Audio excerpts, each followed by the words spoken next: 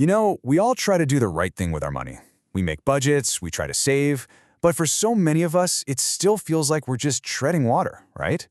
Well, it turns out the biggest thing holding you back from building real wealth might not be in your bank account at all. It's actually in your head. So let me just ask you this, straight up. Is it possible that your own thinking is the #1 thing blocking your path to financial freedom? It's a massive question, and it's exactly what we're going to dig into today. And that's the thing. We're so conditioned to blame the tools, the budget, the app, the spreadsheet, when the real battle is happening internally. It all comes down to a fundamental mindset we have about money when we might not even know we have. And this brings us to what I call the real financial barrier. We're always told to just budget better or be more disciplined, but that advice totally misses the mark when the root of the problem isn't practical, it's psychological. So let's go a layer deeper.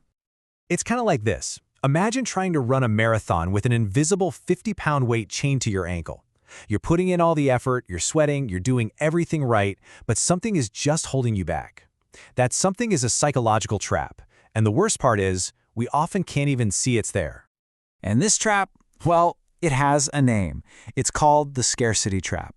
So let's take a closer look at this invisible cage and figure out how to spot it in our own lives.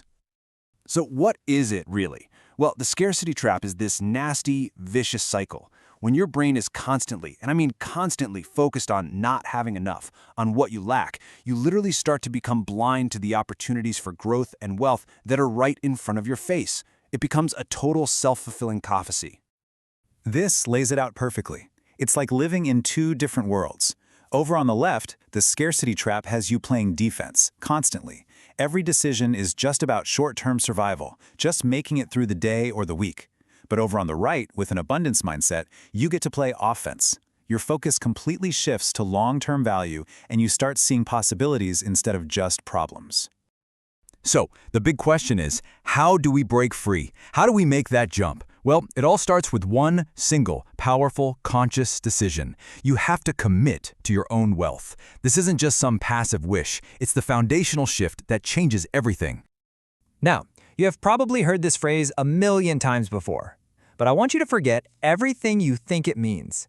For the next few minutes, we're not treating pay yourself first as a budgeting tip. We're treating it as a powerful psychological mantra. See, this goes so much deeper than just the mechanics of saving money. Every time you do it, it's a profound statement of your own self-worth. You are actively telling your brain and the universe, my future is my #1 priority. I am worthy of this. And here's the psychology behind why this is so dang effective. First, you prioritize. You're declaring that your future is totally non-negotiable. Then, you automate it, which is brilliant because it takes willpower and hesitation completely out of the equation. And finally, this is the magic. Every single transfer acts as an affirmation. You're not just moving money around, you are actively training your brain to believe in your own abundant future. Okay, so now that we've made that powerful commitment, let's get tactical.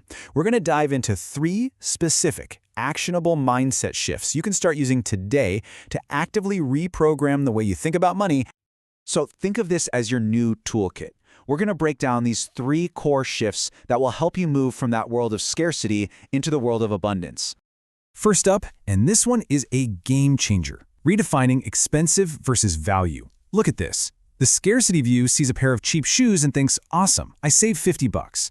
But the abundance view knows those shoes will fall apart in 6 months, costing more in the long run.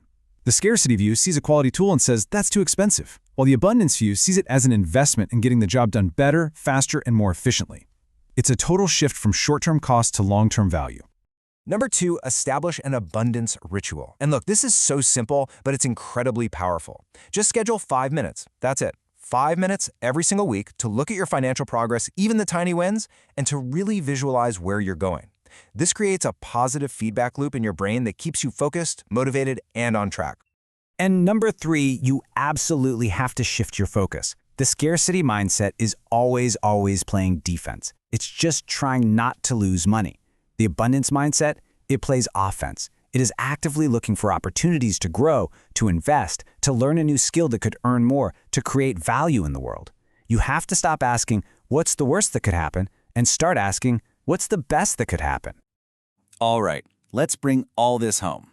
I want you to start thinking of yourself as the architect of your financial life.